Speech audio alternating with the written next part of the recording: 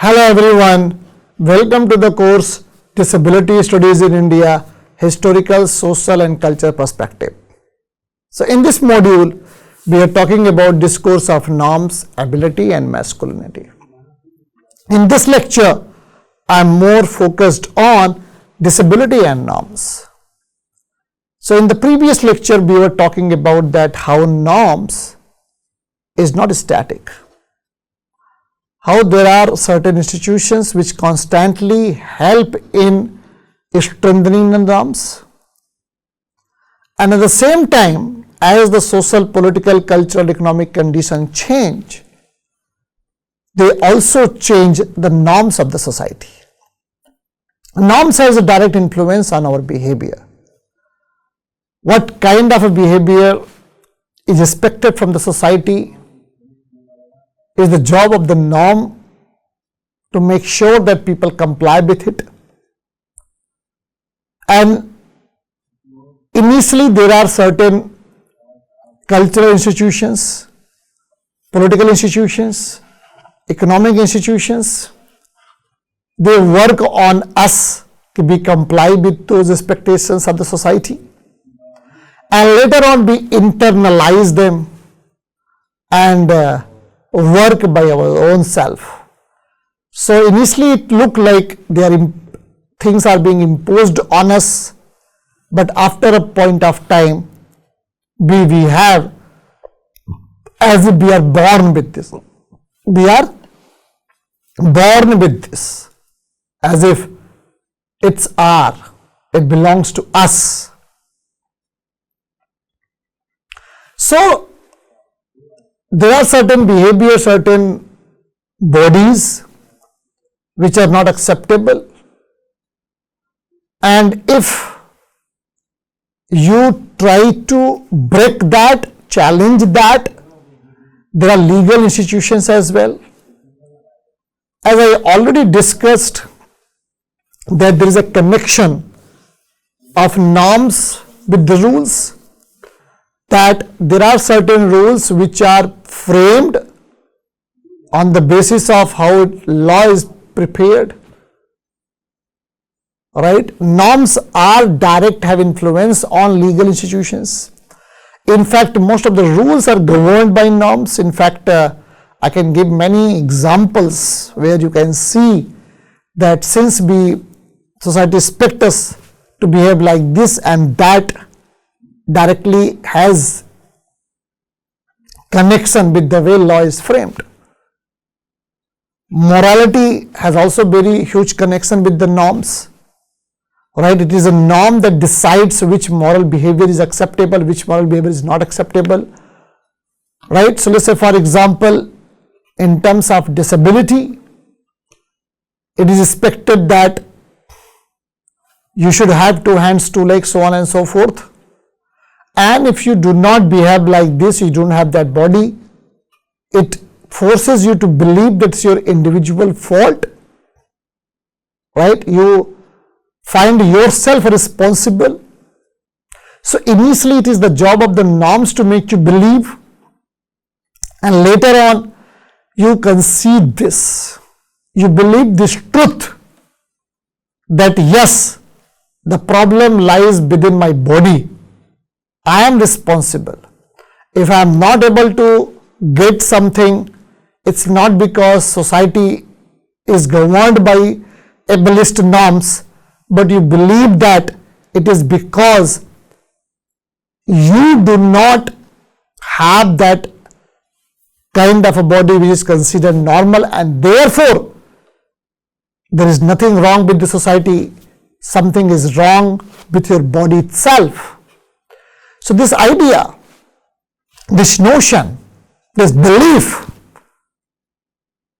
is circulated, created, regulated, generated by the norms, right?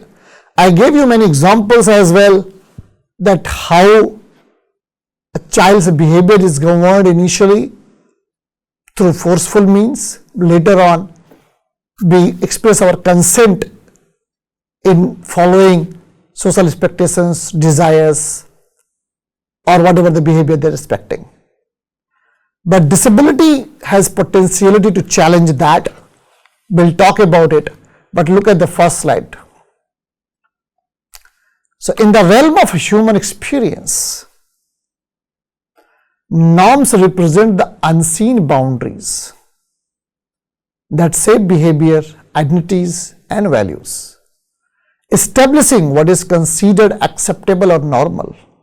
However, the concept of disability complicates these boundaries, challenging societies to question what truly constitutes normalcy. This is a very, very powerful line. In the realm of human experience, norm represent the unseen boundaries, right? You can't see that, right? You don't know whether you are crossing that, you are not crossing that, or whether you are on verge of crossing that. It is not clearly dictated. It's not that it's clearly dictated, right? It's not clearly established, the behaviors or identities and values. What is valuable, where you become less valuable, it is also acceptable or normal. But the concept of disability complicates these boundaries. It challenges societies to question what truly constitutes normalcy. How does it do so? Like how disability has potentiality to question that. You're getting my point, right? Disability has potential to challenge because it shows that I am one among you. How are you going to say that, no, this body is not human? I'll talk about it, right? So through the lens of disability studies, we are urged to reimagine norms, not as a rigid structure, but as a dynamic construct that should accommodate a spectrum of human experience. I have already discussed this, that people with disability has something new to offer to us. They have a new way to experience the reality. They have new way to tell you how the society is. So one must delve into how societal norms impact people with disabilities. Right? Exploring the interplay between inclusivity, autonomy, and identity. Right? One must delve into how societal norms impact people with disability, exploring the interplay between inclusivity, autonomy, and identity. So norms in sociological terms are unwritten expectations governing behavior and social roles. They are reinforced through socialization process, education, institutional structures. Norms regulate what is seen as acceptable in various areas, including appearances, behavior, bodily functionality. While these boundaries help structure society, they can simultaneously marginalize people who experience or body deviate from these standard or expectations. Right? So disability broadly defined include any condition that substantially limit one or more major life activities. This encompasses physical, mental, intellectual, and sensory impairments, all of which can be compounded by the social environment. While the medical model of disability has often focused on disability as an individual's defect or abnormality, the social model challenges this view, framing disability as a product of environmental and social barriers. This model emphasizes that it is the constructed norms or inaccessible environments, not the people, that cause the limitations associated with disability. So norms become a barrier to autonomy and exclusion. So what we find over here, that disability is not a problematic here. It's a norm that challenges our autonomy and it challenges our inclusion. Because it produces disability as a product of environmental and societal barriers. Right? It is framed as if the job of this model is to emphasize that it is constructed norms and accessible environments. So disability studies scholars, they argue that disability is largely a social construct. For example, in our Davis, the concept of the normal body did not become culturally pervasive until the 19th century. With the rise of statistical reasoning and standardized norms, before then, bodies were understood in terms of diversity rather than deviation from established norms. Right? This is the point I wanted to make. Before the 19th century, before this eugenics science development, disabled body was just understood as if it's a difference, right? As if it's a diversity, it's a different forms of the bodies that behave. It was never treated as if it is a deviation or it is aberration or it is not acceptable. But through the advent of modern science, it produced a very rigid structure of the body or understanding of the body. It started making us feel that this particular body, in fact, I was talking about in the previous lecture that the beauty. I mean, we all know that there is no ideal standard of a beauty. It's like we can never say that this is a standard beauty. Right? Beauty is an ideal concept.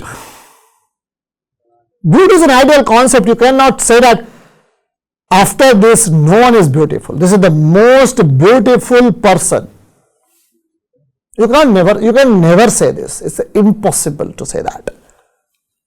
But now what would happen if you do not comply with that beauty norms? You will be considered as a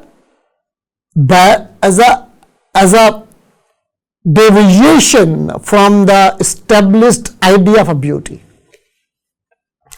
And from where this the idea of beauty is established? From whose perspective? Is it Eurocentric or Africocentric or Asia-centric? How? Where? Right? It's not that one is born with that idea. It's like created, it's constructed, it's established before us. It makes us believe that this is what a standard idea of beauty is. And we are following, but we can also challenge that. Let's say black is beautiful. Why one has to say this? That black is beautiful? Because black were not considered beautiful. The color black is as if it's a deviation from the established idea of beauty. So one has to say this. So with the advent of biopolitics and public health movements, human bodies began to be measured, classified and regulated, resulting in the stigmatization of physical and mental differences. So what is a biopolitics? Biopolitics is basically a modern technique to regulate your body or your behavior, right? Idea of health become extremely focused. Okay, one has to remain healthy. One has to look like this. One has to be fit. One has to consume this kind of food. This all became a part of a biopolitics. It's a politics that ask a modern society that what kind of citizens you want. And that is how, and then biopolitics will play its role. Biopolitics will govern you, biopolitics will regulate you. Right? So it's not anymore diversity, it's not celebration of a diversity, but some more as if deviation. Alright? So norms shape how society perceives disability, and these perceptions influence policy and medical treatment. Social interactions. For example, in the realm of education, norms about intellectual performance often marginalize students who do not conform to standardized methods of learning or assessment. These students are frequently labeled with the learning disabilities, not because they lack intelligence or potential, but because the educational norms are tailored to narrow understanding of cognitive ability. The misalignment between individual needs and social expectations illustrate how norms can disable people by setting standards that exclude certain ways of learning, communicating, or understanding.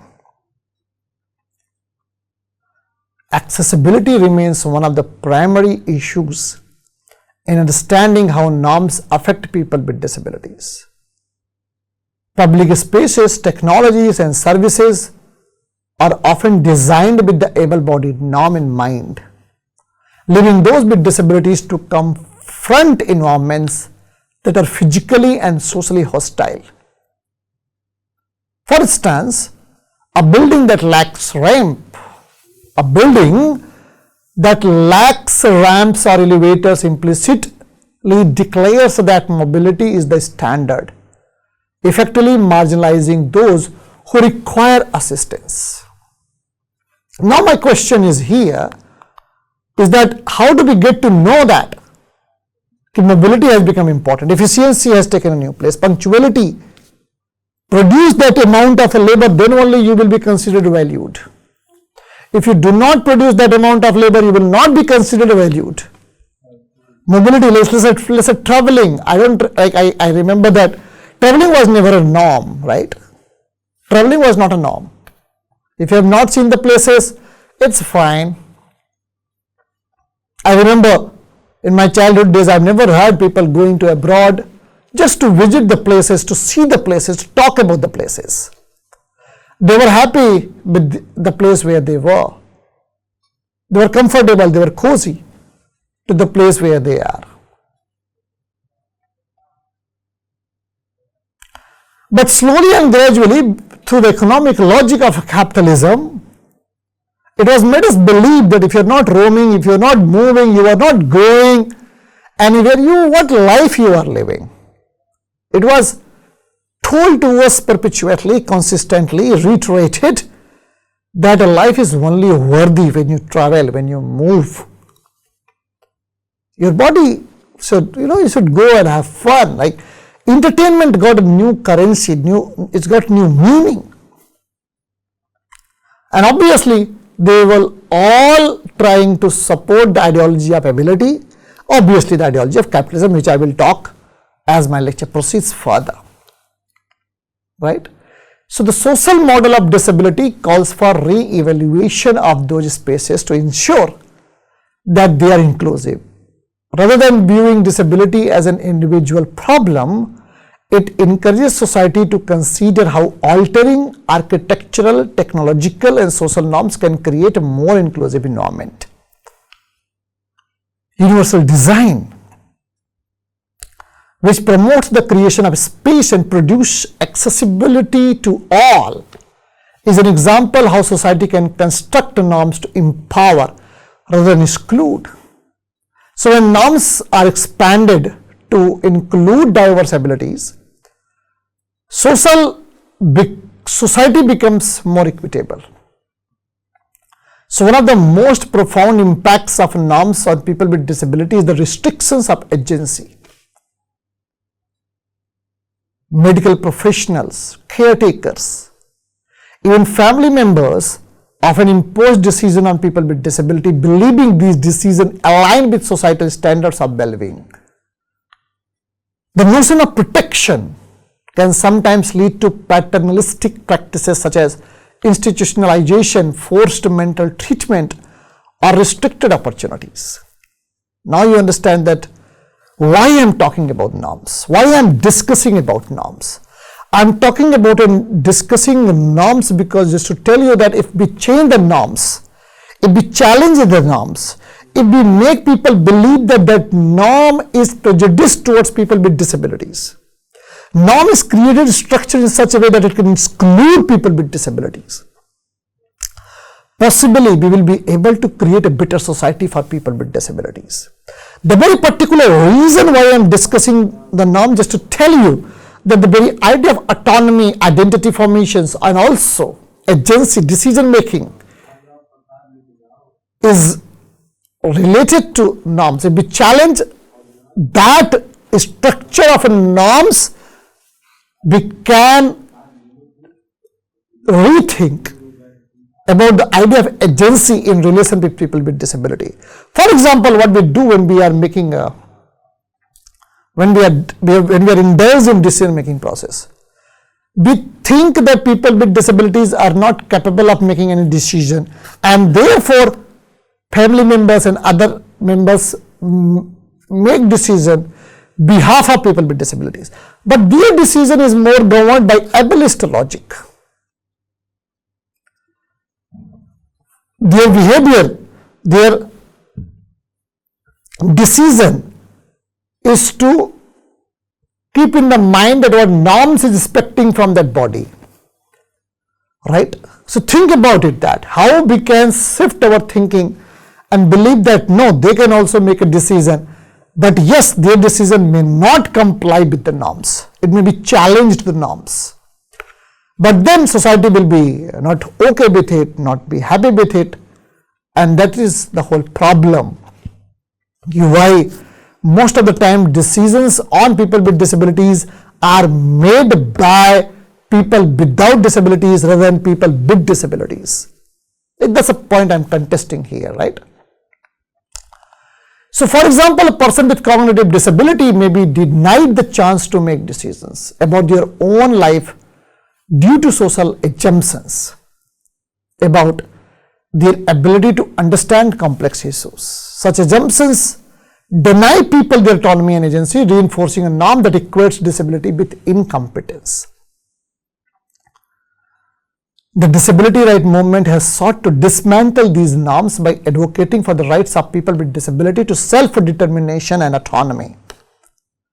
This movement emphasizes the importance of nothing about us without us, a powerful slogan that demands the decision affecting people with disabilities should include their input. That's the point. The shift challenges norms that have traditionally silenced disabled voices and underscores the importance of viewing people with disabilities as capable and autonomous. Cultural narratives around disability often reinforce negative stereotypes, which in turn sustain exclusionary norms. Media representations of disability frequently frame disabled people as tragic figures to be pitied as heroes for simply navigating a world not designed for them. These narratives reinforce a binary that view disability as either a burden or superstitions, leaving little room for nuanced portrayal of disability as a natural part of human diversity. All right. So the point what I am talking about, that how certain literature, certain art, media, they have power to challenge these stereotypes, these depictions, this idea of norms.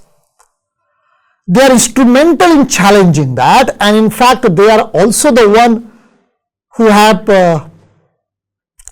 produced those narratives. So through them we can also challenge them. So inclusive society is the one where norms are not rigid, but where norms are more flexible, which evolves with the situation, with the difference, with the body marked with differences, with the different situations, right? We require a collective effort to redefine success, productivity, beauty, intelligence, right, that can embrace diversities, rather than uphold exclusionary standards. So, in which direction we are moving? Are we moving towards acceptance or exclusion? And education is a powerful tool for instigating change. By integrating disability studies into school curricula, society can challenge, reshape young people's perception of disability, emphasizing respect and empathy rather than suffering or othering.